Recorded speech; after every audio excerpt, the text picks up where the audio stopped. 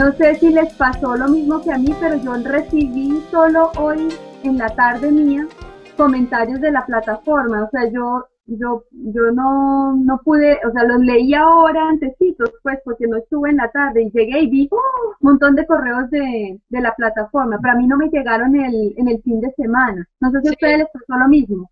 sí, Rocío, no sé qué pasó, ya nos estábamos contactando con Hugo para preguntarle qué es lo que está pasando, porque se supone que no debería ser ahora, sino en el fin de semana, pero no alcancé a encontrarlo ahora a la hora del almuerzo.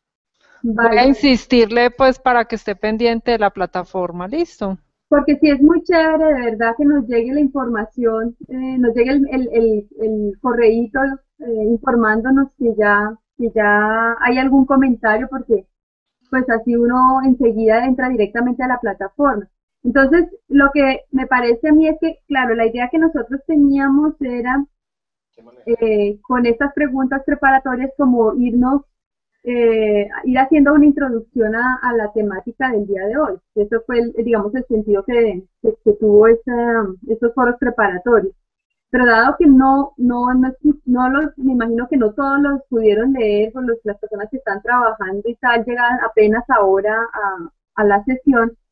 De todas maneras, habíamos previsto que el día de hoy arrancábamos con una primera acercamiento de lo que fueron los foros preparatorios, como de qué cosas fueron los que observaron, especialmente las personas que miraron, hicieron seguimiento a algún colectivo, a alguna organización. Sería interesante como recogerlo, luego yo retomo la charla que tengo preparada para hoy y volvemos a hacer una sesión de preguntas, a ver si alcanzamos a cerrar a las 4. Si les parecen, hacemos ese doble tejido el día de hoy así, para aprovechar, pues digamos, lo que nos habíamos planteado. Yo, por ejemplo, vi que Vanessa, ¿no veo a Vanessa? Sí, mira, es que estabas detrás de Alejandro, no te veía. Vanessa, hiciste los comentarios, tú hiciste una mirada del grupo de mujeres en red, del periódico feminista. Entonces, chévere, como comentarnos un poquito de lo que viste, de lo que te sugiere frente al tema que vamos a abordar hoy, de las reflexiones que venimos haciendo sobre el tema de la tecnología, en fin. Entonces, chévere, como que hagamos una ronda, cada uno puede ir preparando. Las personas que de hecho hicieron participaciones, creo que todos, la mayoría alcanzó a hacer, por lo que alcancé a ver ahora. Entonces, hacemos esa primera ronda para yo poder retomar luego con base en eso la charla que les tengo prevista hoy.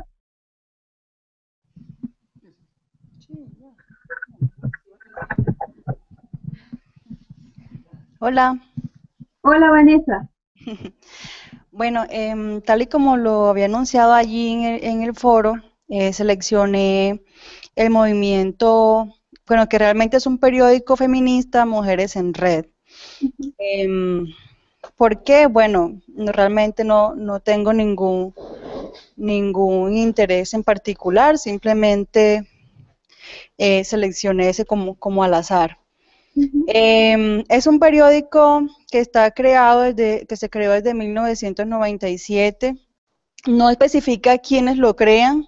Entiendo que es un grupo precisamente de mujeres interesadas en promover la igualdad de derechos y de género. Entonces, utilizan ese espacio para publicar artículos, documentos, ¿sí? Producidos precisamente por mujeres en relación a diferentes temas que ellos tienen allí.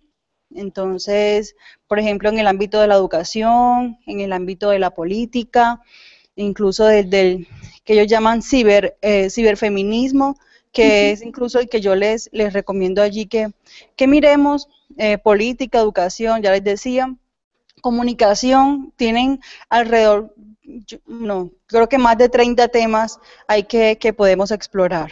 Entonces, es un lugar, aunque no vi, yo lo vi más como un periódico, se publican artículos, muy poca interacción. Digamos que esa es la forma en que las mujeres participan, ¿sí? En que se dan a conocer a través de la producción científica y de la producción académica, pero no hay un espacio como de interacción allí en la plataforma. Allí ellas tienen unos vínculos a Facebook y a Twitter, que es por donde se comunican ya con la comunidad.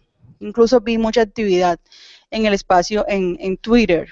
Sí, no recuerdo qué tamaño son las K en informática, pero tienen un K.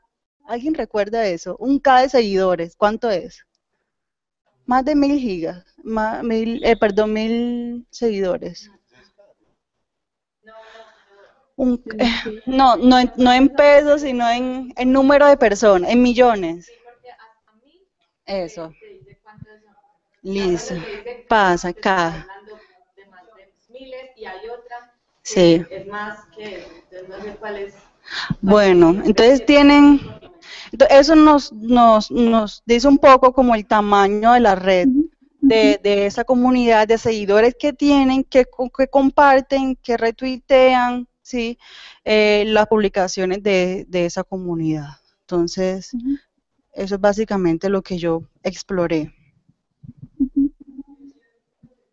Sí, ¿tienes alguna, por ejemplo, como que en términos de participación ciudadana, tú notas ahí alguna dimensión que tú podrías decir, esto es novedoso respecto a otras formas, o qué papel juegan ahí las tecnologías? ¿Qué ves tú ahí en términos ciudadanos?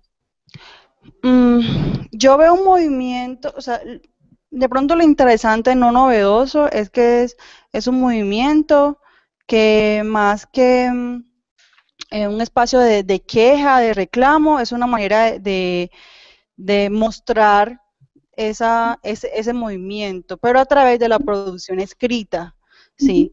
No hay mucha interacción, digamos que allí el papel de la tecnología simplemente es una mediación, sí, ellos lo utilizan para compartir su pensamiento en relación a diferentes temas. No tiene otra, pues para mí... Pero digamos el enlace con Twitter y Facebook, por ejemplo, a través de Facebook y Twitter no organizan, por ejemplo, movilizaciones en la calle o... No, básicamente lo utilizan es para compartir los mismos documentos que ellos tienen publicados en la página, fue lo que yo vi en la exploración que alcancé a hacer, y las personas lo que hacen, digamos, desde la misma cuenta de Twitter, ellos retuitean a otras personas y las otras personas también lo hacen, pero no hay una producción de contenido distinta a la que se publica en la página. Ajá, súper, gracias. Eso. Muchas gracias, Dani. Bueno, a usted. Profe, buenas tardes. Buenas tardes, María Liceña. Bueno, yo estuve explorando la comunidad Nasacin, que es una comunidad indígena del Valle del Cauca, ¿cierto? Ellos en su página sí tienen una apuesta política clara relacionada con el tema de derechos humanos, con el tema de la participación de las comunidades indígenas a nivel de país, por así decirlo, ¿cierto? Pero adicional a eso han logrado, a través de esta corporación, voy a llamarlo corporación o comunidad, ¿sí? Es una comunidad realmente, agrupar a los cabildos indígenas que habitan la zona del valle, ¿cierto? Con sus distintos nombres. Allí ellos tienen unas publicaciones, una que es un asunto crítico frente a las políticas estatales, frente a las políticas globales, y buscan como una manera de dar a conocer lo que ellos construyen al interior de su comunidad. Preguntas. María Liceña, ¿viste el canal de televisión que ellos tienen a propósito de las elecciones? Es que ellos tienen, ellos allí tienen, uno, el tema de la televisión, y otro es como unos asuntos de radio. De radio. De radio. Entonces, es una forma, ellos sí tienen allí una comunidad más ampliamente construida, con todas las herramientas que implica hacer parte de una red, ¿cierto? Para dar a conocer sus apuestas, para transmitir lo que ellos piensan a nivel político, porque es una organización ya políticamente estructurada. No sé, profe, no vi programa exacto, pero sí exploré, te dije, es que tienen radio, tienen esto, me parece que es un asunto, es una página que si otro grupo, otra organización la fuera como a implementar, a replicar, por ejemplo, lo pueden hacer perfectamente, porque estuve mirando, por ejemplo, la de Corporación Vamos Mujer, y es muy básica, no porque, o sea, tienen una apuesta totalmente diferente y es más informativa. Aquí, en cambio, es más de discusión, es más de crítica, es más de unas posiciones frente a los temas políticos de acá de nuestro país.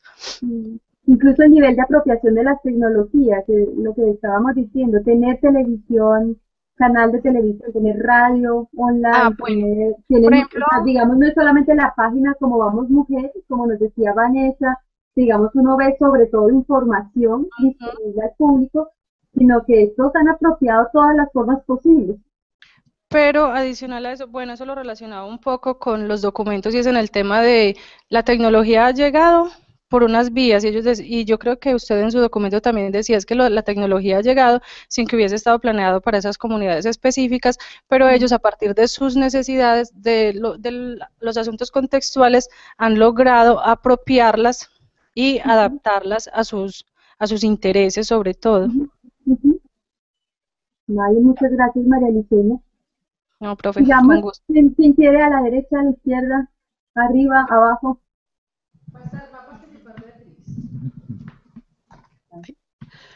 Profe Rocío, buenas tardes. Buenas tardes, ¿cómo estás? Bien, bien. Yo estuve mirando la corporación Vamos Mujer. Ajá. Vi pues que usted también había hecho pues análisis de esta corporación en el artículo que leímos suyo. Y pues allí decía que digamos no se reflejaba como toda la actividad que ellas tienen offline. Pues a lo que no se reflejaba en la página web, esto que ellos tienen, que ellas tienen offline, pero yo creo que eso como que ha ido cambiando, ¿cierto? Desde que se escribe el artículo, porque pues vi, por ejemplo, que allí se refleja como toda, o sea, sí es como para reflejar sobre todo lo que hacen por fuera, que es su programa de radio, su cineclub, sus encuentros, bueno, todas las actividades que hacen, pero también, y también en las redes sociales vi que han crecido pues mucho y son muy activas, y tanto en redes sociales como en la página web tienen actualizaciones súper constantes. Entonces, pues vi que sí, como que tienen, pues como lo que leíamos en los documentos, que tanto se refleja lo offline en sus redes y en su página, pero no es pues que tengan todavía como esa apropiación pues de lo virtual y que haya pues como algo que surja solo desde lo virtual, si todo está como muy relacionado es con lo que hacen por fuera. Pues fíjate que tienes toda la razón, porque cuando nosotros terminamos esta investigación, de hecho, digamos, una dimensión de lo que nosotros llamamos como compromiso social con la investigación. Hicimos unos talleres con ellas, reflexionando, bueno, qué pasaba con la página, lo que nosotros habíamos visto, que nosotros veíamos que ellas tenían muchísimas cosas, pero si uno entraba a la página era un poco aburrida, como que uno no se sentía atraído por lo que ellos hacían, porque si bien habían artículos muy interesantes, pues uno esperaba que mostraran muchas más cosas. Entonces, digamos que parte de las reflexiones que hicimos, de cómo los encontramos, mirar otras páginas, miraron, por ejemplo, lo de la CIN, digamos, se hicieron, digamos, algunas sesiones con ellas compartiendo los resultados y es también como las expectativas que ellas tenían con las tecnologías. Y de hecho, una cosa que para nosotros fue muy interesante es que en el grupo, digamos, las fundadoras son personas, mujeres mayores, que digamos ellas arrancan digamos con todo el movimiento feminista en los 70 y digamos en aquel entonces además está muy dura la crítica marxista contra el capital y en fin digamos que ahí había una cosa que estaba vinculada a un discurso político que además veía las tecnologías como enemigas, por otro lado la lucha feminista y que lo importante era la lucha feminista, lo tecnológico estaba muy asociado a lo masculino y a la dominación. Entonces inicialmente ellos no tuvieron ese interés, pero en la medida en que el colectivo fue creciendo, fue interesante porque entraron nuevas chicas a la corporación Vamos Mujer, y estas chicas venían con estos intereses sobre estos temas de cómo usar redes sociales y tal. Entonces se generó un puente ahí muy interesante, y yo lo que intuyo, yo también me sorprendí ahora pensando justamente en nuestro encuentro, que volví a mirar y dije, mira qué bien todo lo que ya lo que están haciendo. porque al principio de veras era una página que no se compadecía con el trabajo que ellos venían haciendo incluso a nivel nacional, no solamente en Medellín, sino vinculadas a diferentes redes de mujeres. Sí, eso se ve reflejado. Pues, por ejemplo, en Facebook yo vi que el rango de edad como más popular de usuarias, pues ahí es entre 25 y 34 años, entonces eso refleja, pues eso refleja lo que nos estás contando. Y en Twitter sí es como muy bajita, pues como la participación, me imagino que por lo que todavía no están como tan apropiadas de ese medio. Y tanto la página como Facebook sí empezaron su accionar, fue como desde esa época en la que más o menos, pues a partir de ese proyecto que nos cuentas. Sí, sí, sí, es verdad. Pues porque empecé a ver como que desde ahí fue que empezó el funcionamiento. Bueno, entonces voy a pasarle por aquí al micrófono de Licenia que quiere decir algo. Gracias. Pero también con relación a la corporación Vamos Mujer, ellas tienen una apuesta por incursionar en la política pública en el tema de hecho ya han hecho una incursión, no es en su página, hay una información, ¿cierto?, relacionada con el tema de la violencia de género a nivel de lo que es la política de mujeres en el municipio de Medellín. Entonces allí dejan un poquito de información, es un poquito porque yo conozco un poco las personas de la corporación y sé que su apuesta es para impactar la política pública en el tema de derechos de la mujer en la ciudad de Medellín. Es cierto. O sea, la incidencia de ellas en todos los debates sobre violencia y digamos toda la movilización que se ha hecho en Medellín sobre la no violencia contra las mujeres, creo que ellas han sido líderes de ese movimiento, ¿no? Sí, ellas son unas mujeres que han luchado mucho por ese asunto y de hecho tienen una participación alta en la Secretaría de la Mujer, que lo lidera incluso una de las chicas de allá de la corporación Vamos Mujer. Bueno, no sé quién más quiere decir.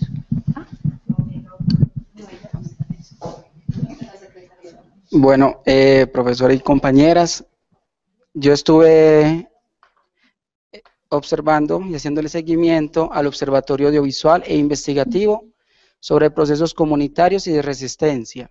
Así está el título de la página. Este observatorio, como se denominan ellos, tiene unos temas determinados y que son derechos humanos, conflicto armado, territorio, desplazamiento forzado en las comunidades rurales de Colombia. Y utilizan los recursos audiovisuales primero como para visibilizar sus realidades y otra parte también como para mostrar la otra cara que los medios de comunicación generan sobre estas temáticas. Por ejemplo, pueden salir una noticia dando o teniendo un énfasis sobre los derechos humanos que ellos no consideran que es la realidad. Entonces hacen un documental pues utilizando los medios audiovisuales, mostrando la otra cara, para que el lector sea el que asuma y el que genere su interpretación sobre estas dos miradas. Tanto que en algunos momentos hay producciones pues, que ellos generaron donde un discurso político de X personaje de la vida nacional y después aparecen voces de campesinos hablando de la misma temática pero desde su realidad. Entonces esa parte es muy, muy interesante. Además de eso, ellos tienen otro componente que denominan Escuela Juvenil de Realización Audiovisual. Son unos jóvenes que se reúnen determinado tiempo y construyen, bueno, fuera de que aprenden, porque hay un líder ahí, una mujer que lidera todo este proceso también, ellos hablan de eso que los está afectando desde su juventud, Esta escuela trata como eso, es como que este tipo de observatorio no desaparezca. Entonces, se sigan formando líderes dentro de estas comunidades que puedan después proyectar eso mismo a los niños. En estos momentos están ya trabajando con niños, es decir, empezaron con jóvenes, esa escuela ya, los mismos jóvenes que se vienen formando años anteriores, ya están trabajando con niños de esas comunidades. Aunque Este observatorio tiene su fuerte en Antioquia, en los municipios de Apartado, Argelia, San Francisco. Ya se ha vuelto más, ya se ha dado a conocer en otras partes de Colombia, del Magdalena Medio, de la costa atlántica, donde ya empezaron como a llegar otras personas. Y otra situación, aunque ellos tratan como de darle mucho énfasis a lo local y a los discursos que se generan en los medios nacionales, también han llegado a cuestionar otras producciones o a apoyarse en otras producciones. Por ejemplo, hubo un documental que se hizo sobre este tema de territorio en Suiza y ellos lo traen y lo incorporan en su discurso y rescatan algunos elementos, aunque también cuestionan otros. Y por último, bueno, el observatorio busca en sí como fortalecer ese proceso de identidad que hay en estas comunidades y de reconocimiento social. Ellos hablan desde una historia de lo rural de Colombia que consideran que es muy desconocida y que de una u otra forma necesita que este país vuelva y vea en ese territorio rural como unas realidades y también un reconocimiento de la historia de Colombia, que ellos también de una u otra forma están construyendo país. Digamos, la propuesta de ellos de resistencia política, ¿cómo la verías tú? O sea, está esta dimensión que nos estás comentando de, digamos, lo que sería como contrainformación, es decir, mostrar información que va más allá, digamos, de lo que presentan los medios masivos, digamos, oficiales, que digamos lo que hace también Assassin, lo que hace Vamos Mujer. Tenemos una apuesta de resistencia, es mira, hay una información oficial que entre ciertos fenómenos nosotros debemos mostrar estas otras caras, que es lo que se conoce como periodismo de contrainformación, por ejemplo, o periodismo alternativo, contracultural, etcétera. Entonces, digamos, estaría, digamos, lo que están mencionando, digamos, de traer temáticas, poner temáticas, digamos, que tocan con los asuntos de la ruralidad, de la historia colombiana vinculada a la ruralidad, y que se ponen a la orden del día, como ese mundo rural que se nos olvida, porque el mundo lo narramos desde los que vivimos en la ciudad y se nos olvida que existen esas otras dimensiones de vida posible, pero las condiciones en las que se encuentran, en términos políticos en el país. ¿Qué otras dimensiones verías tú, digamos, como que uno podría resaltar de esa escuela o de ese observatorio como opción de resistencia política? Yo rescato otro elemento que no he mencionado, y es la mirada que ellos tienen sobre las tecnologías y sobre las comunicaciones. Ellos consideran que este aspecto debe ser gratuito y debe ser de acceso para todos. Ellos dicen, los medios privados tienen se han dejado invadir más por unos intereses capitalistas y de mercadeo que por una realidad y una necesidad y un derecho de la información. Entonces, por eso ellos acceden a esta posibilidad que hay en la web 2, de comunicar de manera gratuita. Y por eso todas las producciones que ellos hacen tienen derecho, pues, son de libre reproducción. No hay unos derechos ahí que uno diga, no, ellos asumen que debe ser algo gratis, donde todos tienen derecho tanto de producir como de recuperar esa información. Esa parte me parece interesante en ello. Y otro es la mirada que ellos tienen de cómo ser escuchado por los líderes a través de los recursos audiovisuales.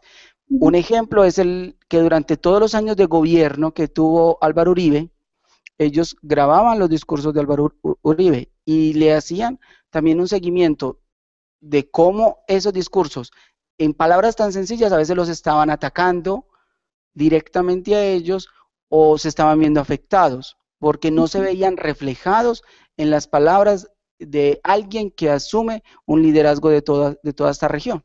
Sí, a esos puntos me refería.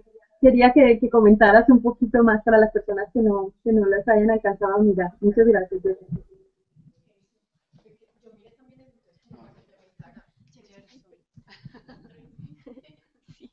Buenas tardes, profe. Ay, no te veo. No sé quién está hablando. Ah, ya. Astrid.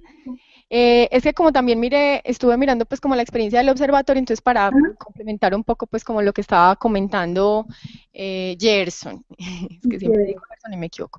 Bueno, entonces a mí pues es interesante como mirar que este observatorio, que pues se denomina como observatorio, tiene también otras características. De hecho, ellos como en su plan, ellos mencionan un plan de trabajo que plantearon, ¿cierto? 2007-2010, pues ahí no lo ponen como actualizado, pero supone uno que siguen respondiendo como a esos objetivos, y tiene 4 asuntos sobre los cuales trabajan, que es el tema pues como de documentación, de registro y de monitoreo de medios, a registro pues de lo que está pasando como en el mundo audiovisual frente a esas temáticas que mencionaba Gerson, el asunto propiamente de producción audiovisual, la investigación, es decir, que todo ese acumulado, pues como de registros a los cuales ellos le hacen seguimiento, sirvan como insumo para la investigación, y también la capacitación, donde entra pues lo que mencionaba Gerson, como la escuela, ¿cierto? Como una manera pues de involucrar a las comunidades para que ellas mismas hagan o digamos produzcan esos contenidos que dan cuenta de sus luchas, de sus resistencias, en fin. Y ese observatorio, pues quien está, digamos, como detrás de ese observatorio es la Asociación Campesina de Antioquia. Entonces hay, digamos, una organización que plantea esa agenda y propone pues como ese trabajo, y en ese sentido, a mí me parece pues como interesante preguntarse, digamos, quiénes son las audiencias de ese espacio, porque si bien sus públicos son fundamentalmente personas que viven en espacios rurales, pues también es difícil saber si esas mismas personas pueden después mirar esos materiales, digerirlos, compartir lo que sucede pues como en otras partes. Es interesante que en esa página hay convergencia como de distintos elementos, y está pues asociada a cuentas de YouTube, de Facebook, de Twitter, tienen digamos una dinámica además pues como muy activa, y digamos desde el punto de vista también como estético, cuando uno entra y mira, se encuentra como con tanta información que es difícil para uno mismo clasificarla, ¿cierto? En ese sentido, pues la disposición como de la información es difícil, o no responde pues como a una clasificación que sea tan fácil de identificar, aunque es una página pues digamos amigable. Pero entonces a mí pues me causa curiosidad como ese asunto de las audiencias, pues como ese tipo de contenidos, también como un poco conectándolo con lo que mencionaban en uno de los documentos que teníamos pues para esta sesión, y es el asunto de cómo la información, digamos, cómo accedemos a la información en Internet, y cómo hay una a la que tenemos más posibilidades de acceso que a otras, como sucede en los buscadores, ¿cierto? Donde digamos, la información se va rankeando a sí misma en la medida en que es más buscada, y que también está atravesada por asuntos comerciales. Entonces, ¿cómo logran pues también como la visibilidad de este tipo de propuestas? Y creo que la manera también en que se contrarresta eso es a partir de las redes. Creo que es ahí donde van encontrando pues como esas personas que realmente están interesadas en el tema. Sin embargo, por ejemplo, en el Twitter no tenían, pues no es que tuvieran así una población de miles de seguidores, yo creo que no llegaban a los 1000, pero seguramente entonces parte uno de la idea de que se concentran es en aquellas personas, organizaciones que realmente están interesadas como en ese tema. Era como algo complementario a lo que nos compartía Gerson. Sí, mira, muchas gracias por lo que señalas. Tú eres comunicadora, ¿cierto? Sí, profe. Por lo que me mencionas de la recepción de las audiencias y también sobre el diseño. ¿Sí? Porque realmente una de las cosas que también nosotros nos encontramos con varios colectivos es que muchos de ellos, por ejemplo, tienen personas de formación académica en diferentes campos, pero no necesariamente con formación comunicativa. Y digamos que los académicos pueden tener mucha, digamos, una muy buena voluntad por generar el espacio, por crearlo, tienen además la idea de cómo desarrollarlo y tal, pero a la hora de traducirlo en una página que sea amigable, que sea comunicable, que tenga en cuenta quién lo va a leer, entonces hay una distancia enorme. Entonces digamos que, por ejemplo, en las conversaciones que tuvimos con la Corporación Vamos Mujer, incluso con la comunidad NASA, sí, uno de los asuntos que nosotros les señalábamos era que a veces eran atiborradas de texto las páginas, que realmente eso también agotaba mucho al lector, y la pregunta es, bueno, ¿quiénes las van a leer? ¿Quiénes los van a leer? Si somos las mismas personas de la corporación, bueno, está uno acostumbrado que entre académicos lee texto. pero si estamos hablando de estos otros medios, pues también está la pregunta por cómo aprender el lenguaje, digamos, y las formas de narrar propias de estos medios. Y lo que uno nota es que seguimos, digamos, en ese tránsito de las tecnologías del impreso, digamos, la misma lógica del libro impreso y del texto impreso, y se lleva tal cual a las páginas de internet. Eso les ha pasado a muchos colectivos, porque además se mira como, bueno, además muchos no tienen recursos, ¿no? Eso es lo otro. Es decir, hay que pagarle a un comunicador, a un diseñador. O sea, las páginas que logran tener artista o diseñador, comunicador, y claro, por supuesto, las personas expertas en los temas son unas páginas preciosas, son unas páginas además muy bien hechas, etcétera, pero eso significa para algunos recursos o trabajar en red, entonces mirar otras formas de intercambio, que no sea, por ejemplo, pagar con algo concreto, sino, no sé, formas de intercambio que también empiezan a ver en la red, que son muy interesantes y que muchos jóvenes, por ejemplo, trabajan así. Pero con estos colectivos todavía hay muy fuerte, digamos, es una cosa de la que veníamos hablando, digamos, una discusión sobre la técnica. Y una cosa es la evolución técnica y otra es la evolución cultural, los ritmos son distintos. Entonces tú puedes tener la última tecnología, pero culturalmente estás pegada a la lógica estructural y a todo lo que ella estaba acompañada. Ahora vamos a hablar a la idea de democracia, que otras ideas de ciudadanía, de esfera pública, que eran propias, digamos, de la modernidad y de las formas del uso de la modernidad, que no se corresponden, digamos, con estas lógicas que nos están planteando, y narrativas, y lenguajes que nos están planteando estas tecnologías. Y yo creo que ahí hay un tránsito que para algunos todavía cuesta mucho. Sobre todo uno lo nota en las organizaciones donde fundamentalmente hay gente de generaciones muy mayores y hay menos jóvenes metidos en el asunto. Porque hoy en día muchos jóvenes además son autodidactas y inventan las maneras de diseñar, etcétera. Pero digamos, creo que esto es un asunto interesante, justamente por las maneras en que, digamos, la pregunta por qué apropiar las tecnologías es no solamente, digamos, tener el cacharro y saber mandar un correo, no, es todo lo que hay del lenguaje detrás de ella, las formas de comunicar que implican, que rompe con las formas tradicionales de comunicación de estas tecnologías, ¿no? Así es, profe. ¿Quién más iba a intervenir?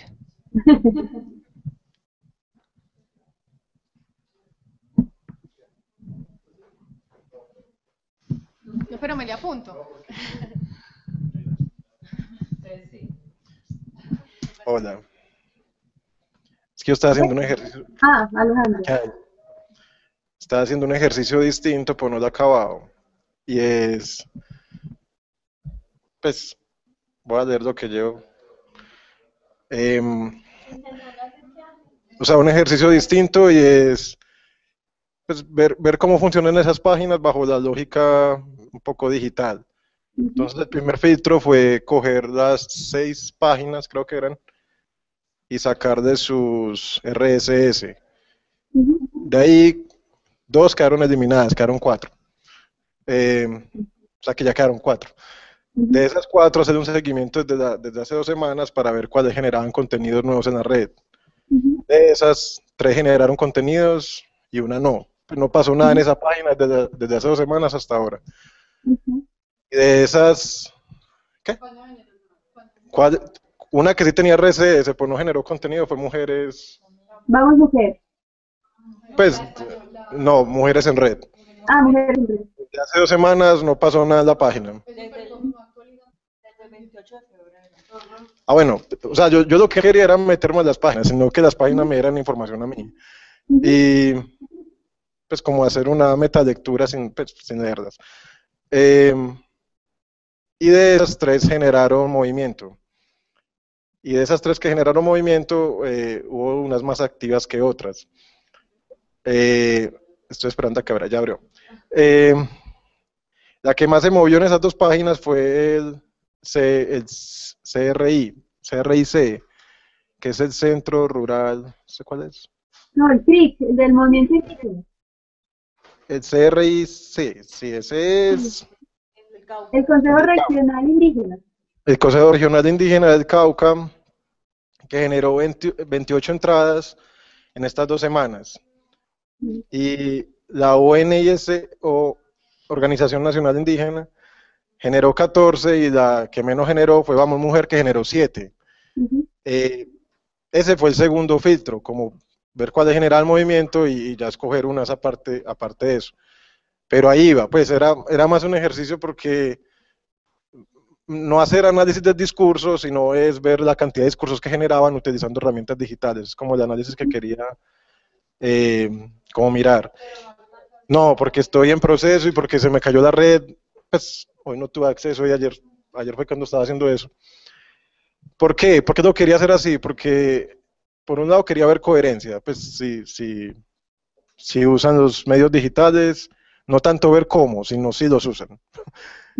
Y quería ver el cómo, ya después cuando metiera sus medios sociales en herramientas digitales para ver la mayor cantidad de palabras, por ejemplo, las más recurrentes, que es un tipo de análisis que me gusta mucho.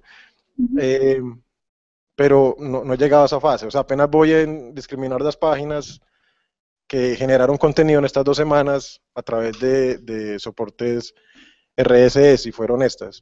O sea, está como una especie de campeonato. O sea, van quedando 3, ¿o qué? ¿Cuáles están en la final? Por eso, van 3, quedaron 3, de las 6 quedaron 3. Curiosamente las indígenas, ¿no? Sí, pero ahí es donde uno empieza a sacar como hipótesis chéveres. Pero ahí voy, yo no voy en la construcción de hipótesis todavía, voy apenas recogiendo la información. Porque después es ver palabras recurrentes o repeticiones o frecuencia que me permitan ver como qué recurrencias hay. Lo que no quería hacer era meterme quería ver el bosque y no meterme en un árbol, por eso estaba como con esta lógica, pero para funcionar con esto necesitaba red y ayer no tuve red, entonces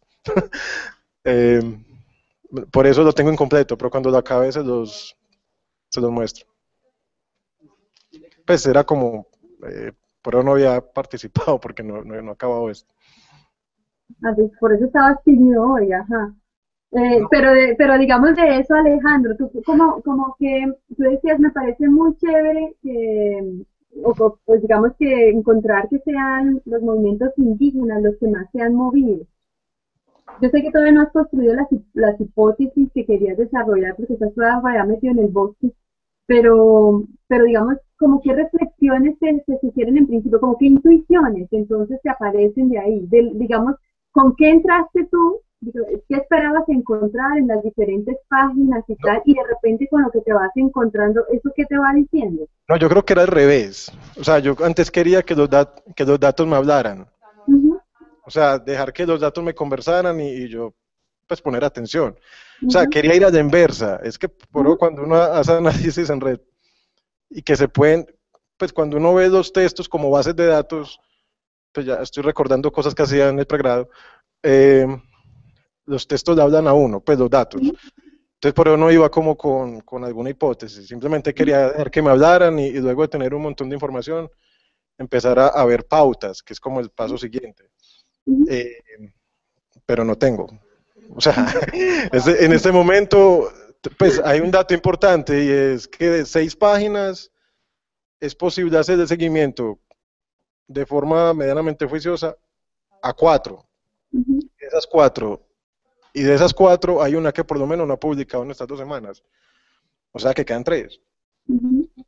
Y eso para mí ya es un dato muy potente, porque si van a generar algún tipo de movimiento en línea, hay 3 en las que uno ya medianamente puede confiar. Las otras funcionan mucho bajo la lógica análoga o de páginas estáticas.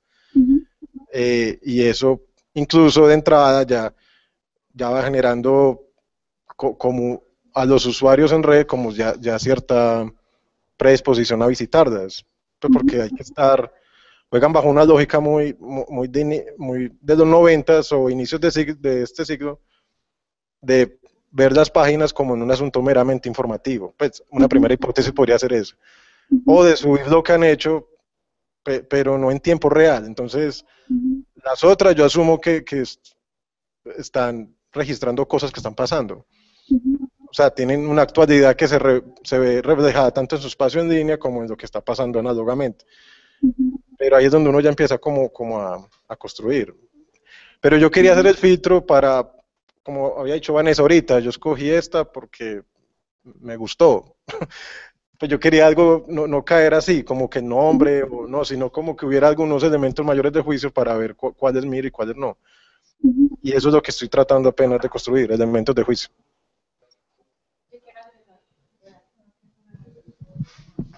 Tengo que hacer toda la expectativa de conocer el resultado final cuando salgas del bosque. Pero va a ser un borrador. Yo quiero agregar algo a lo que dice Alejandro, pues escuchando lo que argumentabas, yo creo que ahí también podrías considerar, Alejandro, una variable externa, y es que estamos pasando por un paro, y esto los tiene a ellos también muy activos, ¿cierto? Entonces, quién sabe si en una situación donde no se presente, digamos, si la coyuntura política, social, económica del paro agrario, tendrán las mismas entradas que están teniendo en este momento estas comunidades. Sí, hay muchas cosas pues que hay que controlar. De todas formas, yo la que estuve mirando fue la Organización Nacional de Gobierno Indígena, ONIC. La ONIC. ONIC. Sí. ¿Es ONIC o ONIC? ONIC. Siempre he oído ONIC. Yeah. Bueno, estuve mirando esa y lo que encuentro tiene mucha relación con incluso la participación pues que hice en el foro, porque ellos hablan de la soberanía indígena, ¿cierto? Que el Estado no los ha reconocido y entonces ellos han tenido que acudir a estos medios para poner su lugar. Y justamente estos comportamientos pues de los que está hablando Alejandro, esas entradas constantes, hablan justo también de lo que hablan los documentos, de esas revoluciones que se están gestando en las redes sociales, esos movimientos, y también pues digamos que yo hace un tiempo sigo no a la ONIC, pero a otra organización indígena, y creo que ahí, digamos, toma relevancia una de las cosas que dicen los autores de los documentos, y es que en diferentes partes del globo terráqueo hay gente que se une solamente por una causa que les identifica, ¿cierto? Yo no tengo que estar en la selva amazónica, no tengo que estar con la comunidad NASA, vivir con ellos para sentirme identificado con su ideología de la madre tierra, por decir algo, ¿cierto? Entonces creo que es, digamos, las tecnologías han abierto esa posibilidad para estas organizaciones, pero también hay que ver cómo manejan esas coyunturas políticas. Precisamente, por ejemplo, esta sería una situación ideal para mirar qué es lo que hace la ONIC en las redes sociales del paro agrario. Entonces, ellos, por lo que yo alcancé pues a analizar, fortalecen formación de públicos, porque entonces las personas que lo siguen, los que no conozcan el paro agrario, no conozcan las razones, entonces constantemente están tuiteando razones por las que deberían apoyar el paro agrario, qué es lo que hace un campesino, cuáles son las consecuencias. Tienen además en su página unos cursos de Moodle que ellos ofrecen a la misma comunidad acerca de cosas tan básicas como Excel o el manejo de Office, hasta, digamos, unos cursos más profundos sobre las tecnologías de la información y la comunicación. Y aparte de eso, ellos pues tienen muy claro en la descripción de la historia de la ONIC que no solamente la organización online, sino la organización offline nace en protesta. O sea, nace en revolución a ese Estado que no les reconoce. Y pues a partir de eso es que se gesta todo su lenguaje, todo su discurso, todas las piezas gráficas, porque aparte tienen todo un desarrollo de piezas gráficas. En Twitter pues sobre todo comunican mucho pues como a partir de la imagen. Eso fue lo que alcancé a identificar. Sí. Muy chévere el complemento. Me parece muy clave lo que señalas de tener en cuenta, digamos, las coyunturas sociales y políticas para cualquier estudio de estos grupos. Por ejemplo, cuando nosotros invitamos lo de Vamos Mujer, también estaba en plena, digamos, efervescencia el caso de una mujer que fue golpeada por su pareja y ella murió luego en el hospital, ya no recuerdo el nombre, pero digamos que eso genera, hay unas condiciones coyunturales que generan picos de interacción o picos, digamos, de entradas en las páginas, y que eso no significa que todo el tiempo sean así. Entonces, digamos que por eso son tan importantes estudios un poco sincrónicos y diacrónicos, o sea, que puedan dar cuenta en el tiempo expandido, digamos, cómo es el comportamiento de un actor social, y también hagan cortes también en momentos específicos. Ahí, digamos, en este caso uno se preguntaría, interesante ver lo que hace esa organización, pero también esta otra y esta otra y esta otra en sus diferentes escenarios, porque ahí, digamos, no es el tema de cuántos participan, sino también cómo se relacionan con los otros en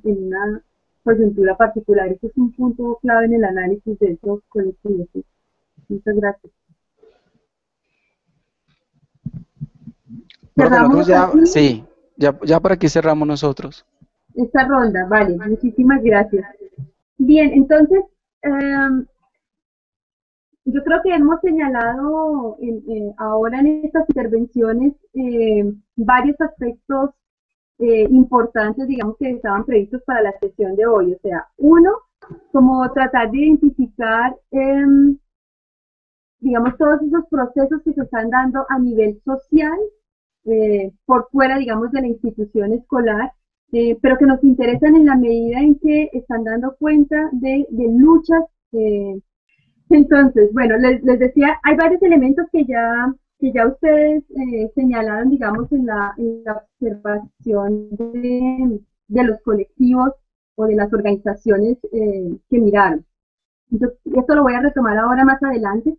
Yo quisiera ahora, en esta primera parte de mi presentación, un poco contextualizar de dónde, digamos, este interés por estudiar movimientos y colectivos en red, digamos, todo lo que ha sido para las ciencias sociales, digamos, desde los 60 para acá, una vuelta política, reconocimiento de lo que sucede en el mundo de lo social y que no necesariamente, aunque siempre hay digamos, algún tipo de diálogo o tensión o de conflicto con la figura del Estado. Entonces quería un poco, voy a hacer en esta primera parte una contextualización de cómo llegamos, digamos, cómo llega el tema de los movimientos sociales a los estudios ciberculturales. Entonces, digamos, retomando lo que veníamos hablando en la sesión pasada, nosotros partimos de hacer ese reconocimiento desde la filosofía de la tecnología, de esa dimensión de la tecnicidad como un gesto humano. Decíamos como el lenguaje y el trabajo es una dimensión que nos humaniza y que ha caracterizado la evolución de la humanidad, ¿no? Entonces, digamos, cuando la asumimos así, hemos señalado con ello que las tecnologías efectivamente conforman formas de vida, tienen que ver con un mundo que construimos con ellas, y ese mundo que construimos es un mundo que no es neutral, es un mundo en el que algunos están favorecidos y otros no están favorecidos, pero que además es un mundo en el que se generan un tipo de prácticas sociales que comportan, como dice esa palabra, una muy bonita, o sea, son portadores de comportamientos, actitudes, de valores, que configuran en últimas una cultura política. Entonces, digamos que esa dimensión y que nosotros caracterizamos, digamos, frente a la pregunta de Heidegger por la estructura de emplazamiento, como, digamos, esa dimensión esencializante de la técnica, siempre nos remitía a una pregunta por quiénes somos como seres humanos y cómo estamos entretejidos con estas tecnologías, a dónde, digamos, nos lleva, digamos, esa estructura de emplazamiento, a qué nos coliga como humanos esa estructura de emplazamiento.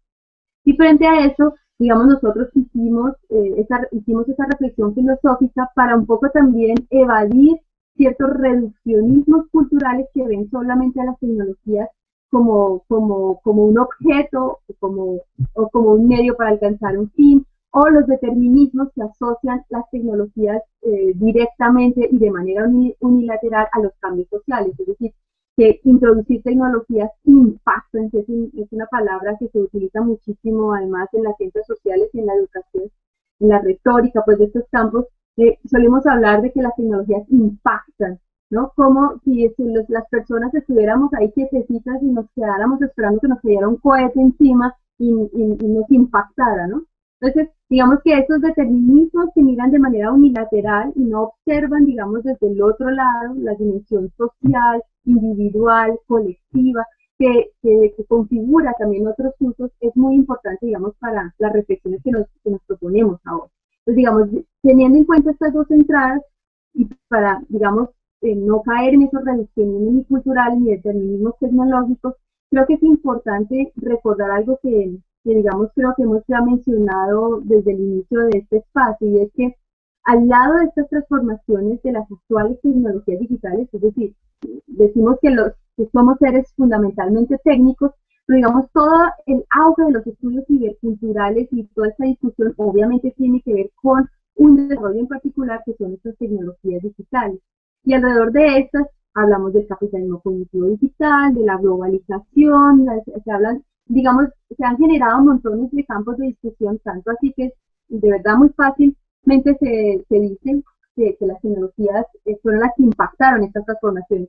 Pero yo creo que es muy importante observar otros cambios que se venían gestando también paralelamente a nivel subjetivo, a nivel político, cultural y económico. Es decir, a estas tecnologías digitales le correspondió otro tipo de sociedad. Y es una sociedad donde estaba fracturada las instituciones, como lo ha señalado Bauman, creo que es María Licenda que ha citado a Bauman en los foros.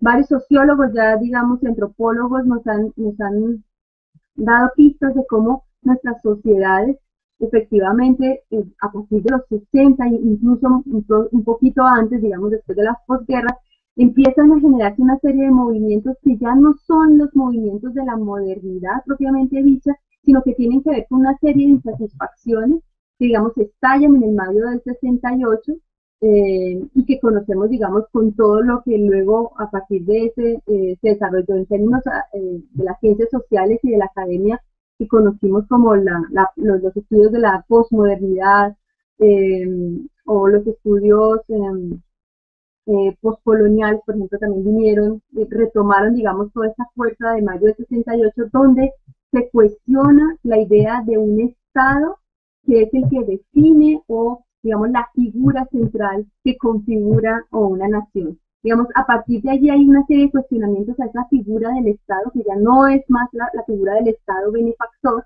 y digamos ese supuesto que es el Estado el que define la ciudadanía. Entonces hay una serie de inconformismos a los que, digamos, se vienen a juntar otra serie de problemas, las aperturas económicas a nivel mundial, el desgaste, digamos, de instituciones tradicionales como la familia, la mirada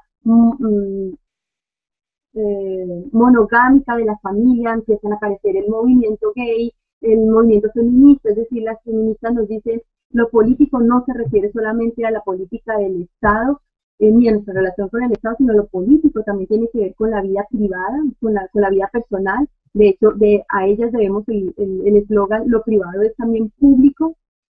Culturalmente hay una explosión también, digamos, de búsquedas de referentes simbólicos.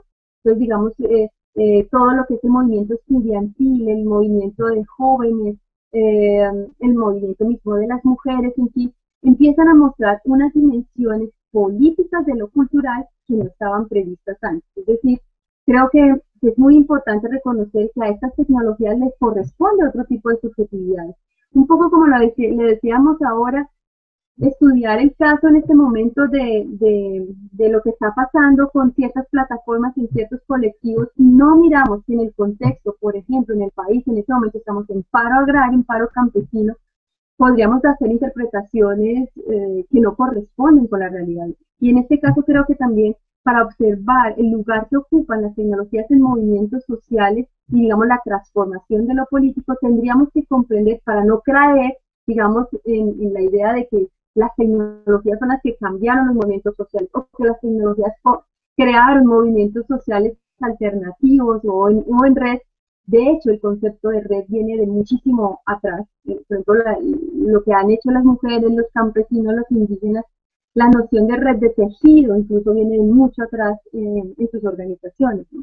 Entonces, digamos que estas condiciones, y en particular de la política actual, de su pérdida de valor simbólico en la contemporaneidad y la ganancia, digamos, simbólica de lo tecnológico, es muy interesante porque lo tecnológico ha devenido político y lo político se ha tecnificado. Y tecnificado, digamos, no en el sentido que nosotros le estamos dando ahora de la tecnicidad, sino se ha instrumentalizado la política, ¿no? Y frente a eso hay un agotamiento, una falta de credibilidad, digamos, en los partidos políticos, que, digamos, aumenta una dimensión de lo subjetivo que, digamos, nos aparta de formas tradicionales de organización de lo político. Ese es otro elemento de contexto. Y lo último que sí creo que es importante de señalar y que también se ha mencionado en los espacios anteriores, tiene que ver con ese tránsito, digamos, de formas de producción industrial a formas de producción postindustrial. Y, digamos, todo lo que eso, digamos, ha marcado formas y prácticas sociales y formas de interrelación social. y en este caso en particular, digamos destacar las características del actual capitalismo, o el capitalismo de la época post-fordista o postindustrial, como la llaman otros, que tiene que ver con la idea de la velocidad, el corto plazo, el cortoplacismo, dice también Bauman, de la necesidad de la renovación permanente y de la puesta en escena de una figura que efectivamente para muchos autores empieza a contrastar y desplaza la idea del ciudadano, que es la figura del consumidor, ¿no? Que el consumidor es, digamos, lo que caracterizaría nuestras formas de hacernos ciudadanos hoy. Y en esa medida, digamos, es el mercado quien impone una lógica de interacción, una lógica de las prácticas sociales, de formas de subjetivación, en las cuales hay, digamos, una captura de las formas del desear y del imaginar que tienen que ver con el desarrollo de formas compulsivas del consumo, donde las formas de libertad, nuestras formas de voluntad, se ven atravesadas, digamos, por estas lógicas. Digamos, ahí hay una tensión muy fuerte en términos de, digamos, lo que se puede lograr como nosotros, como sociales, como socios, y por otro lado, una lógica muy fuerte de consumo individualizado, de la competencia, de la velocidad del cambio tecnológico, por ejemplo, de la obsolescencia predeterminada, por ejemplo, que mencionan algunos, que nos hace todo el tiempo estar pendientes de actualizarnos en términos de tecnologías, pero, digamos, los tiempos de reflexión se reducen drásticamente. Digamos que ese es el contexto, digamos, en el cual nos enfrentamos, igual en el cual se están produciendo, digamos, estos cambios también de las tecnologías. Esta imagen es una parte de un mural del Grito de los Excluidos del ecuatoriano Pavés, es Pavés. Y me parece a mí que es muy interesante porque en América Latina, digamos, lo que caracteriza los nuevos movimientos sociales tiene que ver con ese grito de los excluidos. Las mujeres, los indígenas, los afrodescendientes, los jóvenes, digamos, son aquellos sujetos o actores sociales que no habían sido reconocidos políticamente y que se están tomando también, digamos, las formas de participación política por su cuenta. Y no necesariamente pasan, como les decía, por preguntas, por digamos, una toma del poder en el Estado. De hecho, si uno piensa, digamos, cómo funcionaban los movimientos sociales antes, digamos, uno podría ubicar el movimiento de la independentista fue un movimiento social, pero posteriormente, digamos, lo que vienen son el tipo movimiento o actor social vinculado a los procesos de producción. Digamos, lo que caracteriza la modernidad son los movimientos de clase, ¿sí? La lucha de clases. La figura del actor social sería el obrero que busca tener, digamos, unas condiciones iguales a las de digamos, el dueño capitalista, ¿no? Digamos, la lucha de clases que conocimos antes hacia los 70, eran unas luchas que empiezan a fracturarse los sindicatos, empiezan a estar cuestionados, se empieza a señalar sus estructuras también jerárquicas, sus negociaciones además con el poder para quedar mejor, no importa que los empleados, es decir, sus colegas de trabajo queden por fuera, en fin. Es decir, empiezan a mostrar que esas estructuras con las cuales había funcionado el Estado moderno, ¿no? Donde las figuras sociales estaban representadas en ciertos colectivos, en ciertas agrupaciones, eso estalla.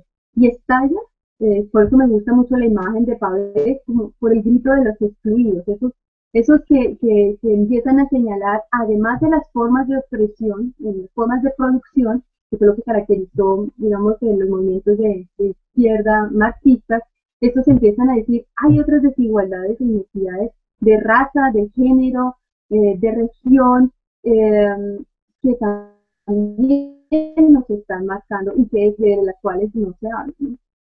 Entonces, digamos que hay una entrada desde los movimientos sociales, digamos, de base, que son muy importantes, digamos, para para aproximarnos a, digamos, a estos cambios que estamos viviendo en la sociedad actual. Pero hay otro, digamos, hay otro fenómeno muy fuerte que, digamos, creo que de alguna manera marca, digamos, estos debates sobre la política en los contextos actuales y que tiene que ver con todo lo que sería el fenómeno de la globalización. Y digamos que lo que conocemos desde el espacio social y político como contrarrespuesta, como movimiento de resistencia frente al fenómeno de la globalización económica, tiene que ver con todo lo que se ha desarrollado desde los foros mundiales, el Foro Mundial, el Social Mundial de Porto Alegre, que conocemos, esto empieza en el 2000-2001 y se empiezan a desarrollar en diferentes lugares del mundo, estos foros sociales mundiales donde se debate el destino de nuestras sociedades, el destino del mundo a un nivel global. Entonces, digamos que empieza a aparecer con claridad esa dimensión de que las luchas sociales no pueden seguir siendo luchas restringidas a un territorio específico, aunque lo mantengan y la reterritorialicen, pero requieren de un debate global. Para eso les he traído un video, yo lo tengo aquí listo, que es el de Voces contra la Globalización.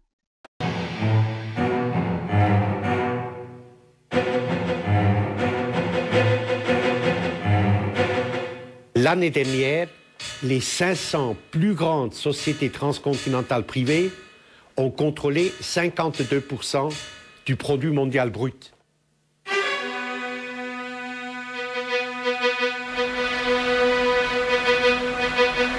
La mondializzazione ha avuto questo effetto di unificare le classi capitalistiche in tutto il mondo.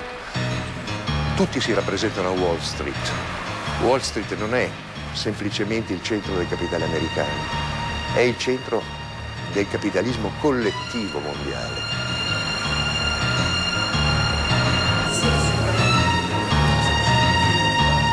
Can we tame globalization? Can we tame the G1? Can we tame the G7 and D8, then G8? Can we embed governance in new structures of effectiveness and accountability? That is the big question for our century.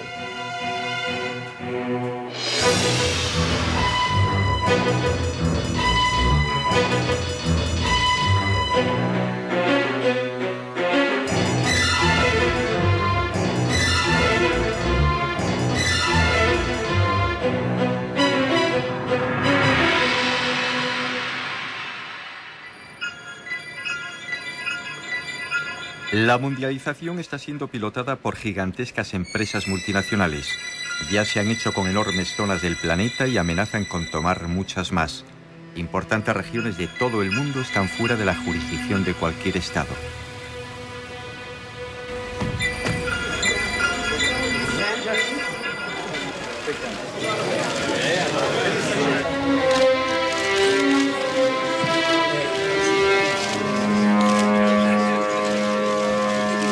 Seríamos muy ingenuos si concluyésemos que las personas que encabezan formalmente nuestros sistemas políticos, el señor Rodríguez Zapatero, el señor Blair o el señor Bush, tienen una capacidad firme de decisión en lo que respecta a lo realmente importante.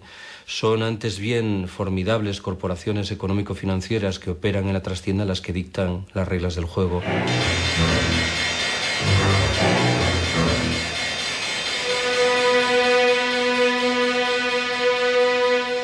Les chefs d'État démocratiquement élus de ces États puissants, le matin, la première chose qu'ils font, c'est regarder les chiffres de la bourse, les indicateurs de la bourse de New York, de Tokyo, de la veille, pour savoir quel est le millimètre d'espace qu'ils ont pour leur politique fiscale, pour leur politique de l'emploi, pour leur politique d'investissement.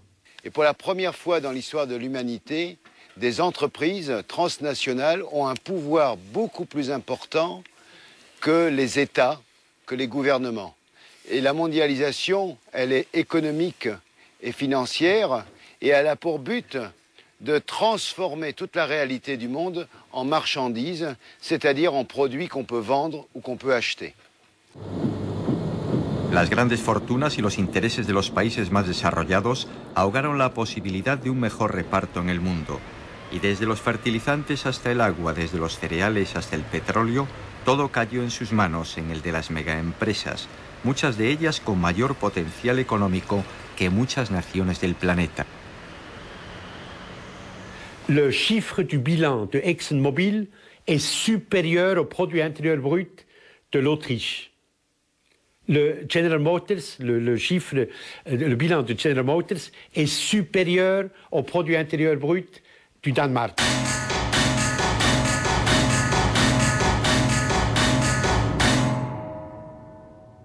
C'est que cette mondialisation, que les anglo-saxons appellent globalisation, a pour but de réduire la capacité des populations et des individus à décider de leur avenir. Et tout se décide uniquement en fonction des intérêts capitalistes des entreprises. Et si nous ne nous réveillons pas maintenant, eh bien c'est la jungle qui va recouvrir notre continent, la loi du plus fort. Il n'y a aucune raison que les démocraties telles que nous les connaissons, la civilisation républicaine démocratique ou la monarchie constitutionnelle telle que nous le connaissons depuis un peu plus de 200 ans sur ce continent, continue.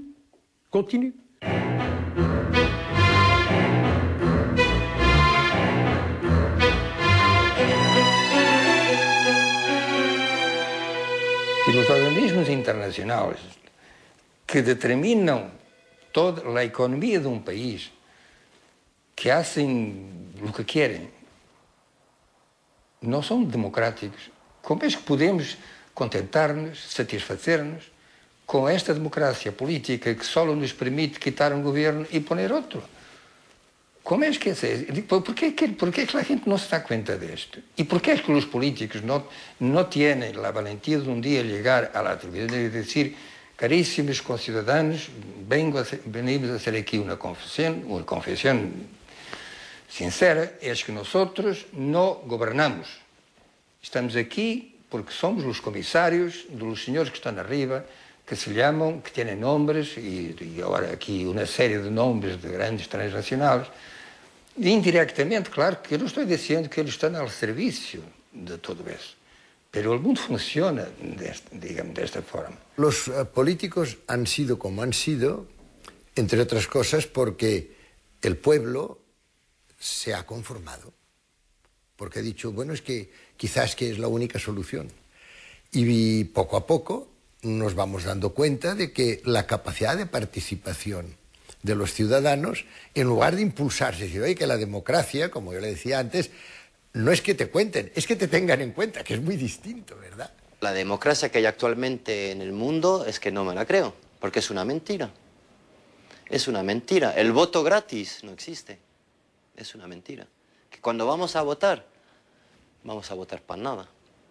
Por una razón, que estamos votando para gente que no tiene ningún poder para cambiar las cosas. Después de votar, la mayoría de los pueblos quedan en un estado de indefensión jurídica, legal, frente a la decisión de los gobiernos. Ahora la democracia liberalista, la que existe realmente en el mundo, para votar de verdad hay que pagar. Quiere decir que hay que ser accionista. Si tú eres accionista de una sociedad, estás votando para cambiar el mundo de una manera u otra, porque tú influyes sobre esa sociedad y tú estás cambiando. ¿Quién ha votado para la guerra en Irak? Accionistas de empresas del Texas. Ellos han votado y han decidido que se iba a la guerra. Yo creo que aquí lo que me gustaría resaltar de ese video es, si ustedes vieron, es un video viejito, esto es antes de Obama, pero digamos que lo importante de destacar aquí es, digamos, las inquietudes que mueven a todas esas personas que están vinculadas con todos estos movimientos de la antiglobalización. Es decir, yo les decía que, digamos, un elemento que tenemos que considerar para comprender los nuevos movimientos sociales, digamos que es lo que vamos a escuchar como movimientos que están en la red, tiene como antecedente todos estos procesos de transformación política, económica y cultural a nivel mundial. Y digamos, todo el fenómeno de la globalización económica ha generado en el mundo una serie de movimientos sociales que al final han terminado, digamos, vinculando actores de diverso orden. Y yo creo que eso es muy interesante en términos de pluralizar además el mundo mismo y, digamos, las luchas políticas.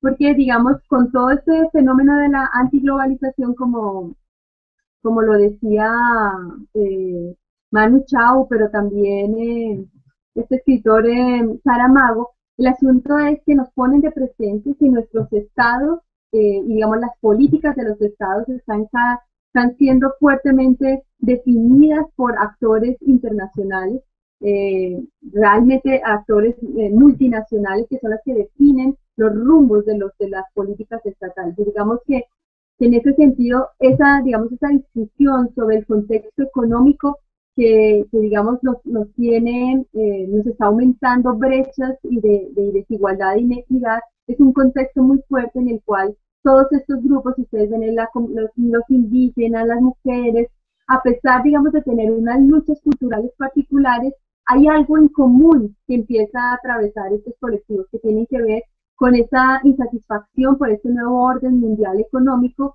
y dos, porque hay una serie de luchas que ya la pregunta no es solamente por un país o un territorio, sino por una pregunta por qué pasa con el mundo mismo, cómo, hacia dónde vamos en términos de los desarrollos, de la ciencia, de la tecnología, de la economía misma, que estamos acabando con el mundo. Por eso muchos de los movimientos antiglobalización es el movimiento también verde, toda la ola verde que está generada en diferentes países, en términos de que lo que nos vincula también es proteger la vida y proteger el mundo que tenemos. Entonces, esa era otra dimensión que les quería señalar como antecedente del famoso grito de los excluidos. Y entonces destaquemos ahora algunos elementos de lo que son estos nuevos movimientos sociales. Yo les decía, hablo de nuevos movimientos sociales porque, digamos, los movimientos sociales tradicionales fue el movimiento obrero, digamos, porque estaba vinculado, digamos, a los procesos de producción y a la lucha por igualdad de condiciones frente, digamos, a esta estructura de producción. Los nuevos movimientos sociales se caracterizan, como les decía, por estar organizados y, digamos, generar toda una propuesta política alrededor de unos valores de orden más cultural, de orden más simbólico, con unos reconocimientos de orden cultural que no necesariamente, o que no estaban, digamos, previstos en la constitución de los estados modernos. El otro elemento, por supuesto, tiene que ver con que las luchas entonces no se restringen a la lucha de clases, que es la que conocemos de las sociedades modernas, o a la lucha del llamado pueblo o de la masa, como lo llaman algunos científicos sociales, sino que tiene que ver con lo que algunos denominan con las formas de lucha por lo común o de las multitudes. Creo que alguien hacía ese comentario hoy en nuestro foro, trayendo de hecho a Aristóteles, la noción de multitud, que algunos posmodernos o postestructuralistas recaban, por ejemplo, también en Spinoza, en el sentido de que lo social no tiene que ver con un cuerpo organizado, el pueblo, los obreros, la clase social obrera, sino tiene que ver con una heterogeneidad de actores sociales que a veces actúan colectivamente, pero que a veces no lo hacen. Es decir, que tienen una singularidad para ciertas luchas, digamos luchas culturales, pero que no necesariamente conforman un todo homogéneo. Que digamos que eso fue lo que caracterizó la lucha política de clase social, la lucha política obrera de los movimientos sociales anteriores a los años 70. El otro elemento que tiene que ver es que, y eso lo señala en su texto también Carlos Valderrama, es que reemplazan, digamos, ese vacío que se ha generado a través de la crisis institucional que hay desde las instituciones del Estado hasta la familia, como les decía, que eran instituciones anclas para dar sentido a las sociedades. Y el otro elemento, que lo señalábamos ahora, de hecho, a partir del video, tiene que ver con el carácter global. Pueda que inicialmente no lo tengan previsto, pero cada vez más, digamos, la manera como se van desarrollando estos nuevos movimientos sociales tienen que ver con una conexión con otros actores que tienen intereses y proyectos políticos similares en otros lugares del mundo. De ahí la importancia que para muchos movimientos sociales han adquirido las tecnologías de la información y la comunicación. Como decíamos ahora, muchos tienen 1.000, 2.000, 3.000 seguidores y seguidores que no necesariamente están en el país, sino que están en otros lugares. O sea, hay una intencionalidad muy clara de vincularse a luchas de carácter global, donde lo local entra en juego, es decir, lo que Buenaventura de Sousa, por ejemplo, ha denominado como las luchas locales, o Arturo Escobar también lo menciona en su texto, ese carácter global de las organizaciones que permiten volver lo territorial, lo local a nivel global, ¿no? Y de esta manera, digamos que las implicaciones son también a nivel organizativo y comunicativo, porque estos movimientos sociales ya no se organizan de igual manera que como lo hicieron, por ejemplo, el movimiento social obrero, es decir, alrededor de una figura que también tenía una jerarquía, que es el sindicato, por ejemplo. Estos se organizan de otras maneras, en términos de buscar jerarquías menos rígidas, aunque tienen jerarquías. Otros buscan cada vez formas de organización cada vez más horizontales, de mayor participación. Y en ese sentido las estrategias comunicativas también se transforman. Entonces, si lo vemos es que hay una transformación de la idea del movimiento social, porque están vinculados, digamos, a otras luchas en términos políticos, que no están vinculadas, como les digo, a la idea de clase social o de masa o de pueblo, sino vinculadas a los intereses culturales. Y de otro lado, eso tiene consecuencias en términos organizativos y en términos comunicativos. Yo quisiera entrar ahora mismo a hablar del trabajo que nosotros desarrollamos, la investigación que de hecho menciono en el artículo que ustedes tienen, con el colectivo Nasosin, el colectivo Vamos Mujer, Mefistófeles, La Cápsula y Mefisto, y la corporación Vamos Mujer. Aquí tenía otro video.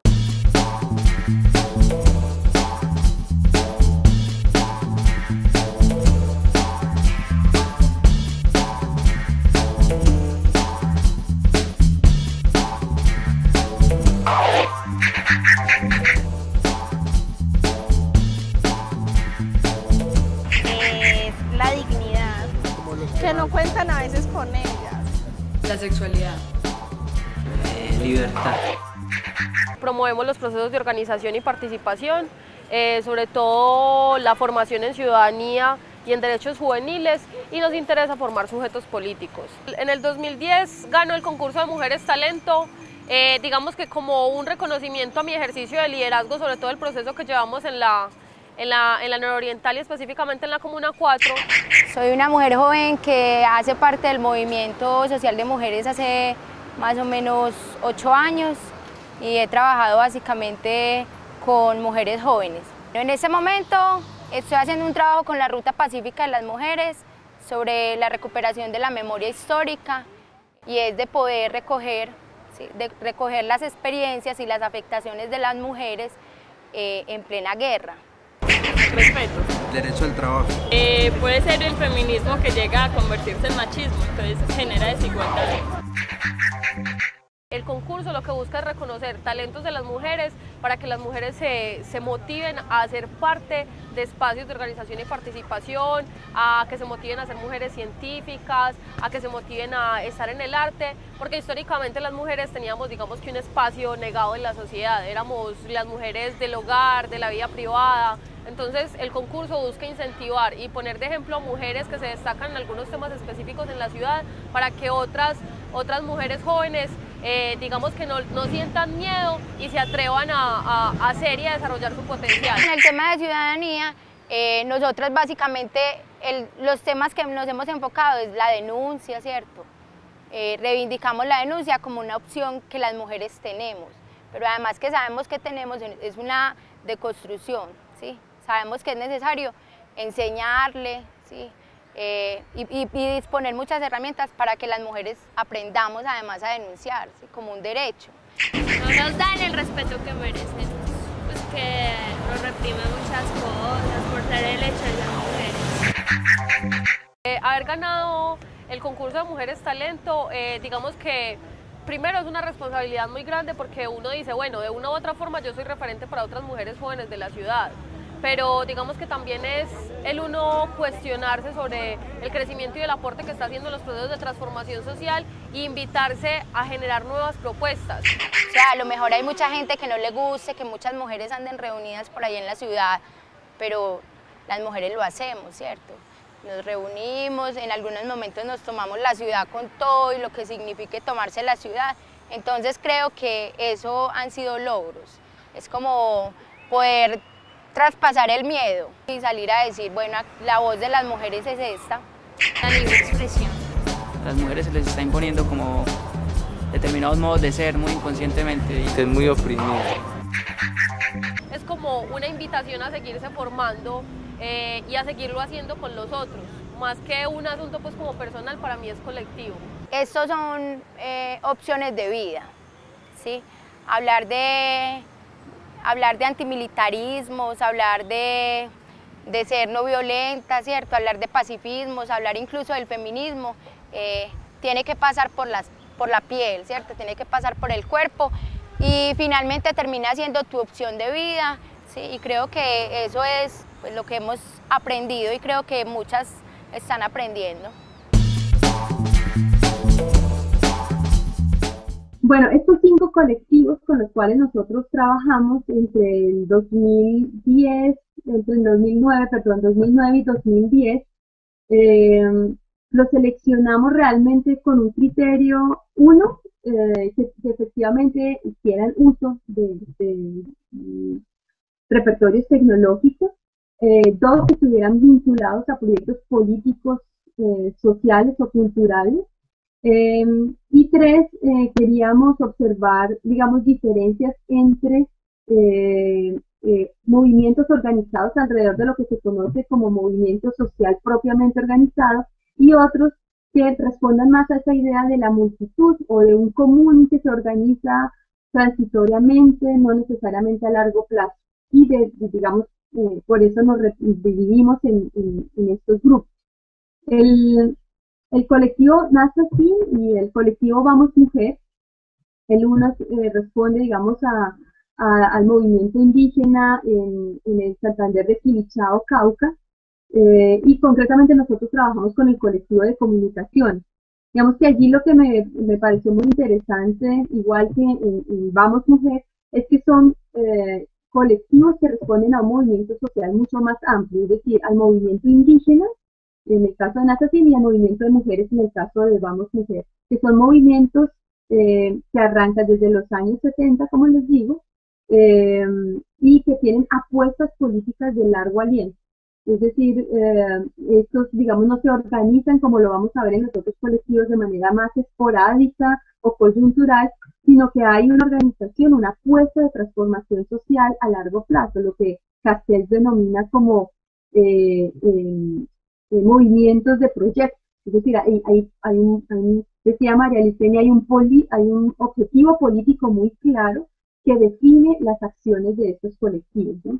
Y en esa medida, digamos, se plantean como contrapropuestas, digamos, a las formas de organización y de política estatales, donde además ellos reclaman una inclusión, reclaman un reconocimiento en el Estado. Digamos que la característica, además de estos dos, del colectivo Nazatín y de Vamos Mujer, es, como les decía, ellos parten casi que de trasladar lo que fue las tecnologías del libro al entorno de la red. En el caso de Nazatín, además, como pasa con la UNIC y otros movimientos y colectivos indígenas, es muy interesante porque además ellos saltan muy rápidamente de procesos de alfabetización, digamos, de lo que conocemos de la cultura letrada, y saltan al mundo de lo digital en muy corto tiempo, ¿no? Que digamos, no es el proceso que viven otros colectivos y organizaciones más urbanos. Entonces digamos que es muy, muy interesante y por eso siempre me llama la atención que a pesar de que el tránsito ha sido en muy corto tiempo comparado con otros colectivos, los niveles de apropiación que se ven de los dispositivos tecnológicos en muchos colectivos indígenas son superiores, digamos, a colectivos, organizaciones urbanas y que han tenido, digamos, detrás, o que tienen detrás una historia de alfabetización, de cultura letrada y que pasan al entorno digital, ¿no? O sea, eso, digamos, rompe el esquema o la idea de que solamente las personas que tienen cierto nivel o bagaje cultural pueden alcanzar un nivel de desarrollo de apropiación de las tecnologías. Digamos, estos colectivos lo que nos están mostrando es que a fuerza, además de sus proyectos políticos, han logrado apropiarlas de manera muy interesante. En cambio, los colectivos La Cápsula, Newton y Mephisto, que digamos, básicamente ellos tienen una propuesta de mezclar arte, cultura ciencia y tecnología.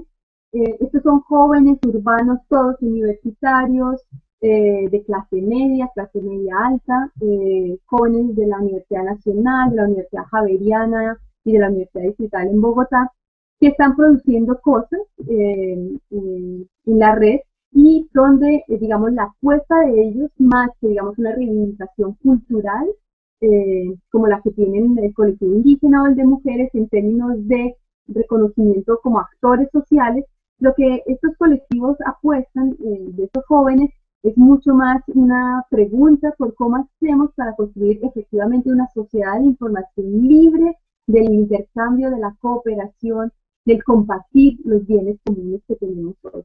Entonces, digamos, para ellos la pregunta por lo tecnológico como forma libertaria de vida, como apuesta de construcción democrática, es una pregunta central para la actividad que ellos realizan. Y digamos que hay una búsqueda permanente por coherencia entre, digamos, ese planteamiento que hacen hoy y el colectivo de las chicas Linux también son jóvenes urbanas, ellas tienen contacto en Colombia. Este grupo, por ejemplo, hoy en día está bastante disuelto. Ahora hay otro grupo de chicas o de jóvenes que trabajan en temas de Linux. Este original participó un grupo muy pequeñito, estuvo organizado inicialmente por 5 mujeres, en algún momento tuvo 10 o 15 y volvió y se redujo a 3 al final, y ahora se transformó en otra cosa. Pero lo cierto es que en su momento lo interesante aquí es que, a diferencia, por ejemplo, de Vamos Mujer, cuya política original estaba fundamentada, digamos, en presupuestos del feminismo y, digamos, de todo el movimiento de las mujeres, en el caso de las chicas Linux, la pregunta era una pregunta por cómo participan las mujeres en el software libre. Fíjense que aquí no es una pregunta por la no violencia de las mujeres, por el derecho a la educación de las mujeres, digamos, por el derecho al trabajo, a la educación, en fin, que son luchas que han venido teniendo otros movimientos, el movimiento de las mujeres desde hace muchos años. Para estas chicas lo importante, digamos, la pregunta era más, ¿cómo hacemos para que las mujeres participen mucho más del software libre? Sin necesariamente acudir a, digamos, una reflexión de tipo feminista, como, digamos, lo hacen los ciberfeminismos. Para ellas hay una apuesta, igual que en la cápsula Newton y Mephisto, estos jóvenes, por cómo las tecnologías nos permiten participar a todos, crear colectivamente, construir sociedades mucho más libres, y el lugar que ocupan las mujeres sin pretender desarrollar un discurso feminista. Digamos, eso sí lo encuentra uno muy claro en las páginas del movimiento de mujeres, independientemente de los diferentes singularidades, diferentes grupos derivados del movimiento de mujeres en Colombia y en América Latina. Uno encuentra ahí en esos grupos, pues, digamos, una apuesta académica y política por el feminismo. En estas chicas, muy poco, pero, digamos, es muy interesante en la medida en que, digamos, ellas dicen no nos consideramos feministas, pero sí creemos que las mujeres han ocupado un lugar desigual respecto a los hombres en términos de la apropiación de las tecnologías, y en particular les interesaba a ellas el software libre. Veamos un poco los resultados de estas investigaciones. Nosotros lo que empezamos a encontrar aquí es que hay, digamos, 2 configuraciones sociotécnicas. Una es la configuración sociotécnica que proviene de lo que llamamos la configuración proyecto, siguiendo la metáfora de Castells, es decir, donde hay un proyecto político original claro, o sea, que tiene unas metas y unas formas de organización muy claras y, digamos, objetivos a corto, mediano y largo plazo, claramente, digamos, identificados, que es lo que caracteriza, por ejemplo, al movimiento social de mujeres y al movimiento indígena, ¿sí? Digamos, para estos los tiempos de lucha política son tiempos largos, y, digamos, las apuestas de reconocimiento, la mayoría de las veces tienen que ver con apuestas que se traducen, por ejemplo, en políticas públicas. El movimiento indígena logró un reconocimiento en Colombia en el 91 para que por primera vez en la Carta Constitucional fueran reconocidos como ciudadanos colombianos, por ejemplo. Y las mujeres han ganado un montón de, digamos, ¿cómo se dice? Se han ganado un montón de luchas en términos de la política pública para las mujeres, que es lo que conocemos como la discriminación positiva, y de hecho el discurso feminista sobre lo político en la esfera privada ya, digamos, en las ciencias sociales se insertó desde finales de los 70, 80, digamos, a los debates académicos también. Entonces, digamos, que esta configuración de proyecto político de largo plazo hace que la organización funcione de una manera particular y que además la estructura política también responda a, digamos, a ese proyecto político. Entonces, hay unas jerarquías en muchos casos definidas. En el caso de la comunidad Nazací, es muy claro que los mayores, los mamos, los sabios de la comunidad son los que toman decisiones digamos, del sentido y de los caminos que va a tomar la comunidad indígena. En el caso de las mujeres mayores fundadoras del movimiento tienen prácticamente la voz y el voto para definir la orientación y meta última del mismo. Sin embargo, lo que nosotros empezamos a notar es que en la medida en que se empiezan a relacionar con otros actores sociales y además empiezan a integrarse tecnologías digitales, es muy interesante cómo las nuevas generaciones de indígenas y las nuevas generaciones de mujeres que participan en estos colectivos aportan formas de organización y prácticas sociales que ellos también están experimentando en interacción con estos dispositivos tecnológicos. Por eso, digamos, si bien en estos casos es el proyecto político el que marca, por ejemplo, cuál es el sentido de integrar o no tecnologías, también habría que decir que las formas de organización, las formas de participación, las formas de interacción propias de estas tecnologías también empiezan a generar fracturas en ciertas formas jerárquicas que tienen estos mismos movimientos sociales. Es decir, en la comunidad Nazací, por ejemplo, encontramos el caso además de una mujer indígena, Vilma Almendra, que es una líder de esta comunidad y que trabaja en el colectivo de comunicaciones. Esta líder, digamos, propone, además por la condición de la comunidad Nasa, que sabemos que se enfrentaron, pues, digamos, a dos, tres, durante el 2009 y el 2011, investidas del paramilitarismo, les tocaba movilizar, les quemaron 2 telecentros, y efectivamente vieron que con estas tecnologías lograban, como el movimiento zapatista, alertar al mundo de posibles acciones militares contra ellos, paramilitares contra ellos, como formas además de pasar la voz rápidamente para organizarse, buscar otros sitios de encuentro, en fin, o sea, es un asunto también de protección de la vida, no solamente, digamos, de apostarle a inventar nuevas formas de uso de las tecnologías, es que también allí, en el caso, por ejemplo, de la comunidad indígena, también hubo momentos de supervivencia, ¿no? Literalmente de supervivencia. Entonces, quisiera señalar con ello que en el caso de los movimientos sociales, como el movimiento indígena y el movimiento de mujeres, hay una estructura organizativa, les venía diciendo, que marca un horizonte, que las nuevas generaciones empiezan a aportar otras formas de organización donde desestabilizan ciertas jerarquías o formas organizativas que habían tenido hasta el momento. Y en el caso de lo que les decía de Vilma Almendra, la mujer muestra cómo a través de las diferentes modalidades de envío de correos electrónicos, integrando celulares y de mensajería de celulares, a través de la radio indígena, para comunicarse con otros telecentros de la región, etcétera, como ellos lograron no solamente protegerse, sino también tener la voz de otras comunidades o de otros grupos indígenas que están aislados, digamos, del centro principal de acción en Santander de Quilichao. Entonces, Eso empezó a mostrar a la comunidad indígena la necesidad de buscar estrategias para que efectivamente todos participen de las discusiones que se hacen sobre la comunidad y sobre los destinos que ella tiene que tomar en términos políticos y, digamos, de lucha y confrontación con el país.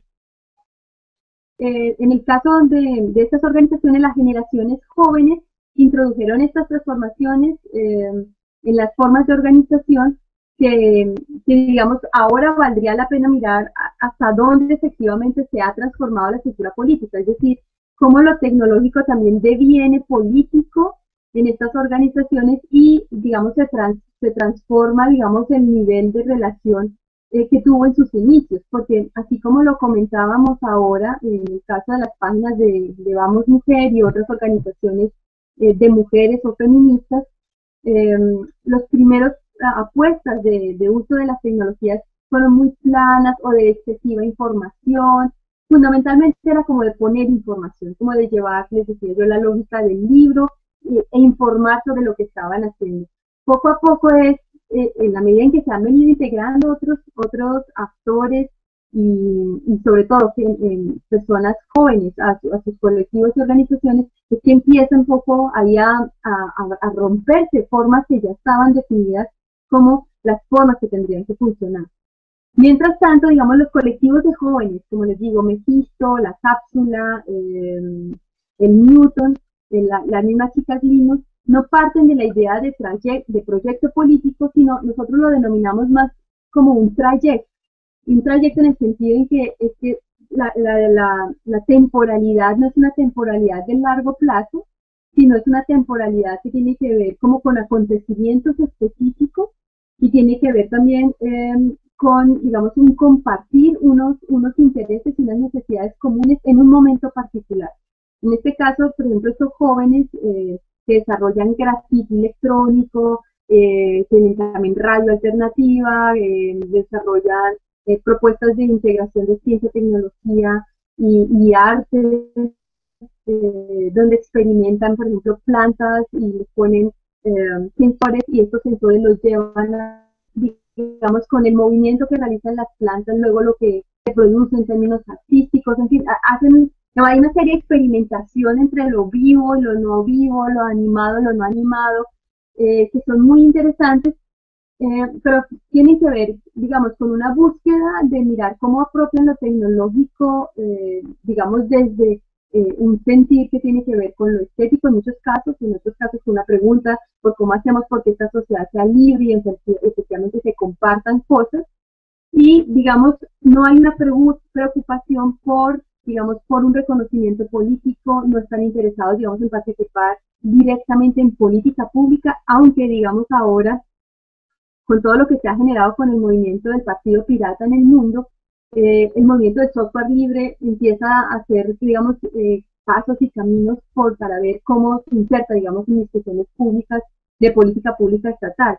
Pero, digamos, hasta ahora lo que uno encuentra es que no hay directamente ese interés, que sí ha sido un interés, por ejemplo, del movimiento de mujeres o del movimiento indígena, es decir, participar directamente en espacios del Estado y luchar por reconocimiento y condiciones de igualdad y de equidad.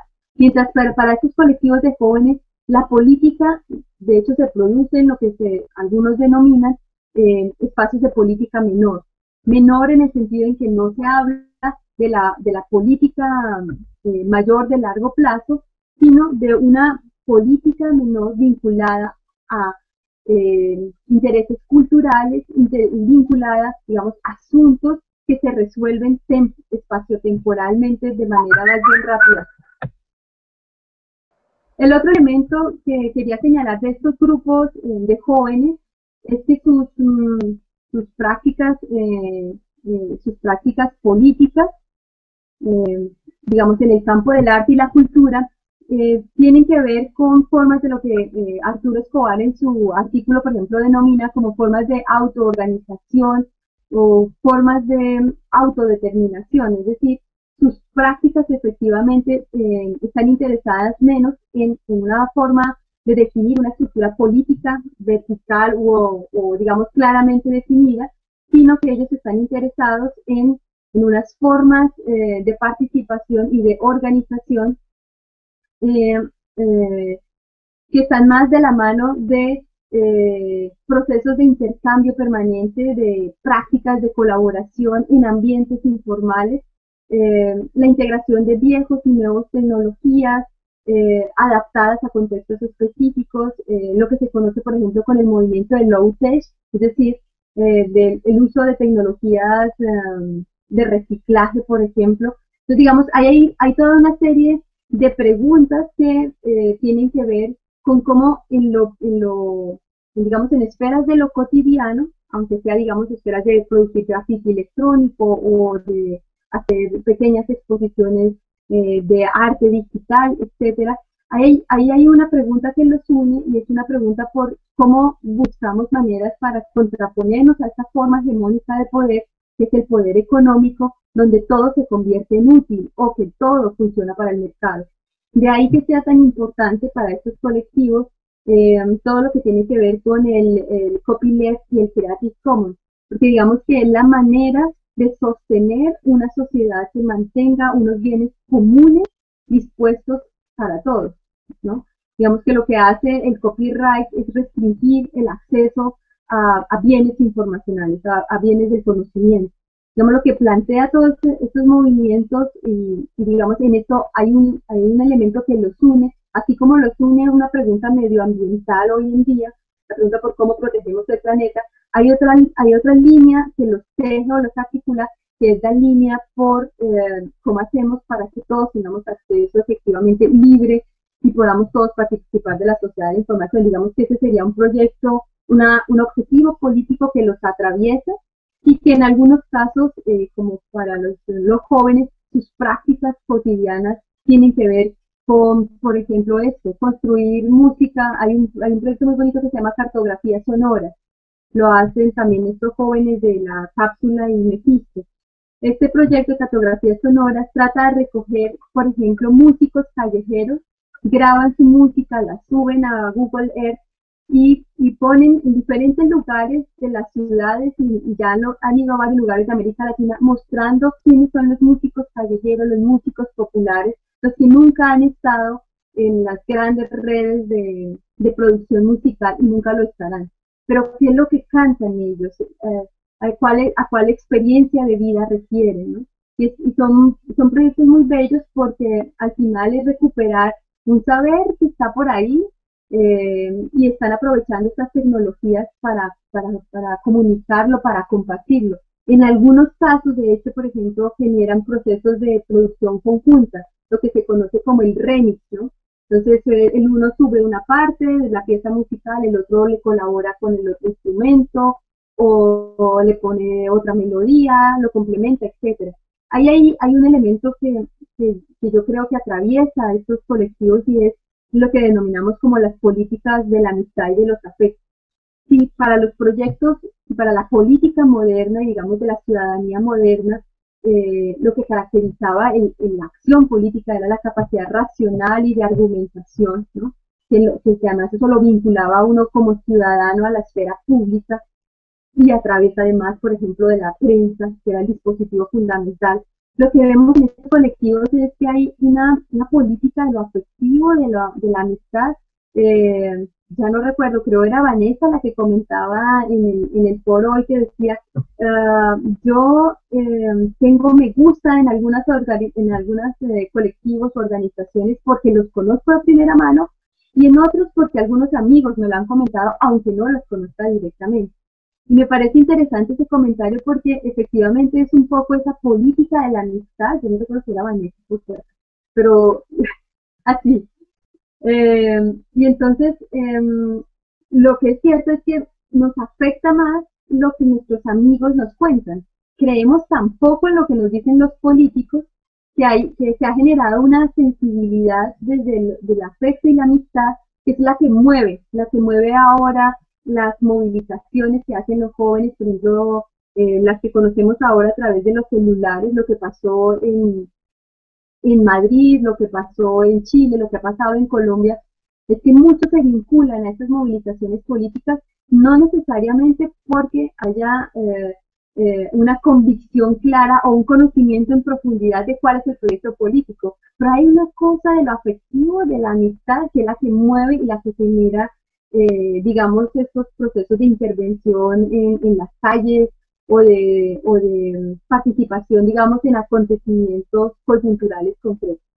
Ahora bien, todos, sin embargo, enfrentan las seducciones del mercado y el modelo de consumo y la subjetividad capitalista. Es decir, no podemos creer que por el hecho de ser miembro del colectivo indígena o el de mujeres o el de estos jóvenes que hacen propuestas contraculturales, que no consuman en términos de la lógica consumista, ¿no? De todo lo que sea necesario renovar, actualizar, no importa que no lo necesite. O sea, no quiere decir que no se caiga en la trampa, por ejemplo, del consumismo o de todo volverlo según un valor de lo útil. Creo que estos colectivos se enfrentan además a una condición que nos decía uno de los jóvenes del software, de los que trabajan, por ejemplo, propuestas de software libre y de intercambio de bienes comunes, nos decía, sí, nosotros donamos nuestro trabajo, por ejemplo, de diseño, de música, remix, de lo que trabajan colectivamente, por ejemplo, esa revista de Mephisto, que es una revista preciosa, lo que ellos consiguen de los diseñadores, las entrevistas a artistas internacionales, en los que se dedican a escribir la misma revista, todo lo hacen gratis y luego lo comparten en la red. Y tienen versión impresa, versión digital, en fin. Pero ellos dicen que para hacer eso tienen que trabajar por las noches o para Microsoft o por cualquier otra empresa de esas, pues, del más duro capitalismo, porque es la única manera de sobrevivir. Es decir, digamos que ahí están todas estas paradojas, las paradojas que vive también Vilma Almendra en la comunidad indígena, que es líder de comunicación, logra mover la página, logra tener visitantes de todo el mundo, pero de otro lado enfrenta que tiene que asumir las decisiones de su comunidad de mayores, y ella como mujer ocupa un lugar subordinado. Es decir, a pesar de que es mujer líder en el movimiento de comunicaciones, como mujer ocupa un lugar subordinado. Aquí recibí un mensaje, yo creo que es de Doris. Sí. Ya voy cerrando. Entonces, digamos, estos son, digamos, como las diferencias en términos de la estructura organizacional política y, por otro lado, digamos, las prácticas comunicativas que realizan estos colectivos también las podemos diferenciar. Y hay, digamos, lo que llamaría yo una economía del don, una economía del estar dispuesto a donar, al dar, a la gratuidad para ofrecer a los otros de lo que cada uno tiene o de lo que cada uno sabe con o sin tecnología. En términos de digamos, las conclusiones a las que nosotros llegamos con estas investigaciones, es que estos colectivos lo que nos muestran es que tanto la sociedad como las tecnologías efectivamente se configuran mutuamente, o sea que los colectivos no fueron los mismos después de que llegaron las tecnologías, y que las tecnologías adquirieron también otros valores que no estaban predefinidos previamente, es decir, se adaptan a las necesidades de estos colectivos. Otra de las dimensiones que nosotros encontramos es que vivimos la paradoja de la convivencia de viejas y nuevas prácticas sociales, es decir, permanecen formas organizacionales jerárquicas en medio, digamos, de uso de tecnologías que hablan de la horizontalidad, del trabajo en red, de la cooperación, pero políticamente, digamos, permanecen estructuras tradicionales jerárquicas también. Entonces, digamos que lo que hay es una convivencia de viejas y nuevas formas políticas, culturales, sociales e incluso tecnológicas, y que ahora, efectivamente, además, enfrentan, digamos, la lógica del mercado. El otro elemento que nosotros resaltamos es que es necesario realizar mayor investigación que nos permitan comprender efectivamente cómo se dan las formas de resistencia en estos colectivos que son más coyunturales y cómo se conforman nosotros. Digamos que en el colectivo indígena y de mujeres, como son proyectos a largo plazo y con intenciones de incidir en la política pública de Estado, es mucho más clara las formas en que ellos apuestan a la resistencia. En cambio, en estos colectivos de jóvenes, puede ser que un proyecto dure 3 años, un colectivo puede durar 5, se desaparece y se reorganiza y luego se llama distinto. Mefistófeles fue Mefisto, Mefistófeles, Mefistófala, y eso depende de los actores que lo han constituido. Entonces, digamos, cómo se mantienen las formas de resistencia, o si es que deberíamos hablar hoy de formas de resistencia más bien nómadas, no de formas de una sola utopía, sino de heterotopías que se van construyendo con estas nuevas formas de organización. El otro elemento, digamos, que tiene que ver con unas formas de educación que nosotros vemos que han aparecido y que hablamos de educación expandida, que son formas educativas que no pasan por la institución escolar y que se caracterizan por autodidactismo, el aprendizaje entre pares, o sean mayores o sean generaciones jóvenes, pero hay un aprendizaje a través de problemáticas específicas que los ha unido y que, digamos, ha sido la manera como han apropiado las tecnologías. Y yo creo que eso da pistas muy interesantes de ver qué cosas podemos aprovechar de experiencia de estos colectivos y que se pueda llevar, digamos, para romper con ciertas culturas escolares de tantos años y que no han logrado transformar sus formas organizativas, que es un poco lo que hemos venido discutiendo sobre los problemas, los lazos que todavía tiene la educación o la escuela, digamos, para incorporar críticamente estas tecnologías.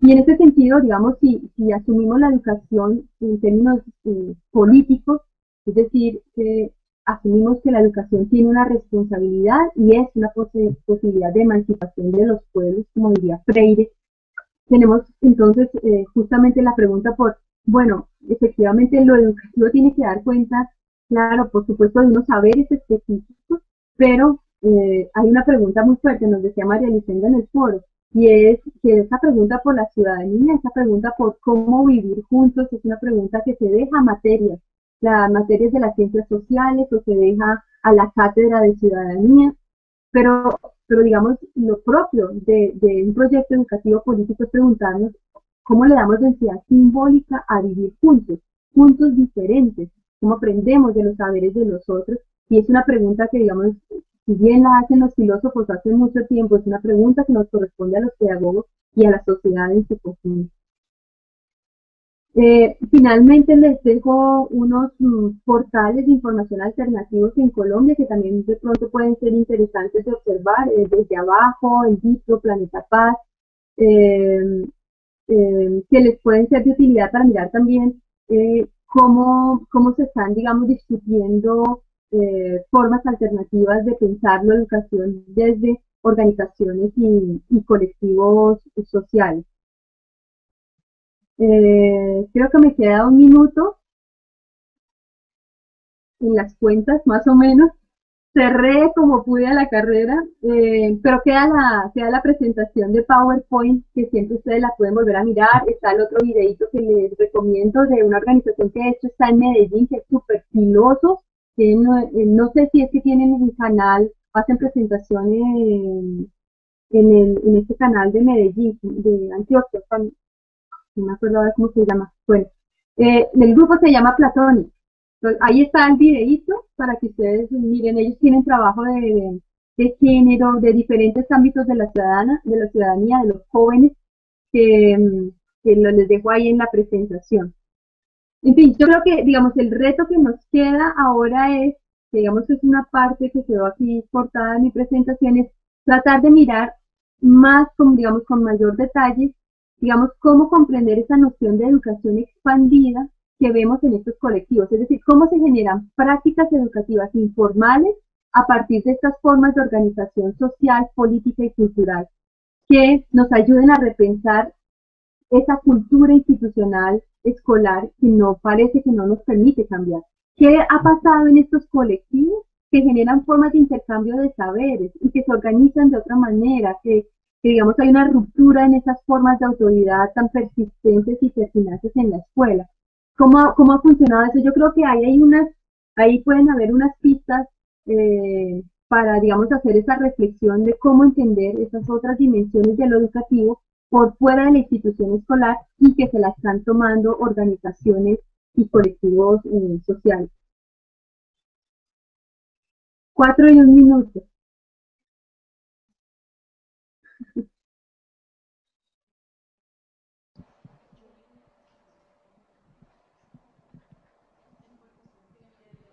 Profe, esa discusión entonces la hacemos en el foro. Sí, esa discusión la vamos a hacer en el foro. lo que hacemos es retomar las preguntas que teníamos de preparatoria y nos dedicamos pues a mirar esas dimensiones de lo que sería una propuesta política educativa, pero teniendo en cuenta estas dimensiones que hemos desarrollado desde los colectivos y movimientos sociales, que es lo que nos aportan para comprender una educación que tenga una propuesta política, ¿no? De acuerdo, entonces la pregunta, abriríamos un cuarto foro. Sí, yo se lo mando al ingeniero, que ahora se me olvidó el nombre. Yo se lo mando a él para que nos haga el favor de subirnos. A Hugo, sí, a Hugo. Yo se lo mando a él para que nos abra el espacio y ahí podemos seguir compartiendo. Ahí, digamos, ahí hay el grafitero que nos compartió Alejandro, me pareció súper chévere.